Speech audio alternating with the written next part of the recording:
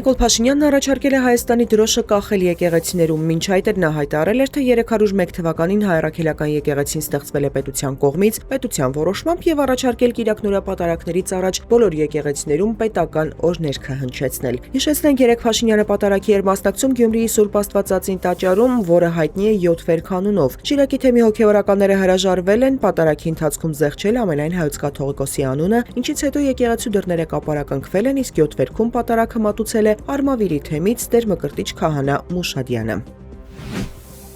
Մեծիտան Կիլիկիո Արամ առաջին կաթողիկոսը խիստ քննադատել է իշխանությունների հարձակումը եկեղեցու վրա, այս մասին նա խոսել է Կիպրոսի մայրաքաղաք Նիկոսիայի Սուրբ Աստվածածին եկեղեցում մատուցած պատարագից հետո։ Երբ Հայաստանում անարդարություն է կատարվում, Անտիլիասը ոչ է ասում, երբ Հայաստանում արժեքներ են արհամարվում եւ խորհրդանիշեր են անտեսվում, Անտիլիասը ոչ է ասում։ Երբ Հայաստանում եկեղեցին եւ եկեղեցականները հալածանքների ու ձերբակալությունների են ենթարկվում, Անտիլիասն այդ քաջությունն ունի ոչ ասելու, հայտարարել է Արամ առաջին կաթողիկոսը։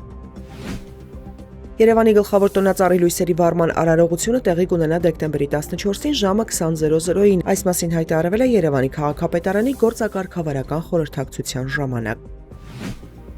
Ուկրաինայի նախագահ Վլադիմիր Զելենսկին պատրաստ չէ ստորագրել խաղաղության առաջարկությունը, հայտարարել է ԱՄՆ նախագահ Դոնալդ Թրամփը։ Նա ասել է, թե մի փոքր հիասթափված է, որ նախագահ Զելենսկին դեռևս չի կարդացել ամերիկյան առաջարկը։ Գազայում պատերազմը դադարեցնելու Միացյալ Նահանգների ծրագրի երկրորդ փուլը մոտ է ավարտին, հայտարարել է Իսրայելի վարչապետ Բենյամին Նեթանյահուն։ Նա միաժամանակ ընդգծել է դեռևս պետք է լուծվեն մի քանի առանցքային հարցեր, այդ թվում տարբեր երկրներից անվտանգության ուժերի տեղակայումը։ Նեթանյահուն պատրաստվում է առաջիկայում բանակցություններ անցկացնել ԱՄՆ նախագահ Դոնալդ Թրամփի հետ ծրագրի երկրորդ փուլի իրականացումը ապահովելու հարցով։ Վարդենյաց լեռնանցքում Արթիկի եւ Աշոտսկի տարածաշրջաններում ձյուն է տեղում, Մեղրիի լեռնանցքում Ապարանի եւ Վայքի տարածաշրջաններում ձնախառն անձրև։ Ճանապարհային դեպարտամենտի հաղորդմամբ Հայաստանի միջպետական եւ հանրապետական նշանակության բոլոր ճանապարհները բաց են։ Դեկտեմբերի 8-ի գիշերը շրջանների զգալի մասում 9-ից 10-ին եւ 12-ին առանձին շրջաններում սպասվում են տեղումներ։ Օդի ջերմաստիճանը դեկտեմբերի 8-ի ցերեկը կբարձրանա 3-ից 4 աստիճանով, Երևանում այսօր ցերեկը կլինի 7-ից 9, երեկոյան ժամերին 4-ից 6 աստիճան տաքություն։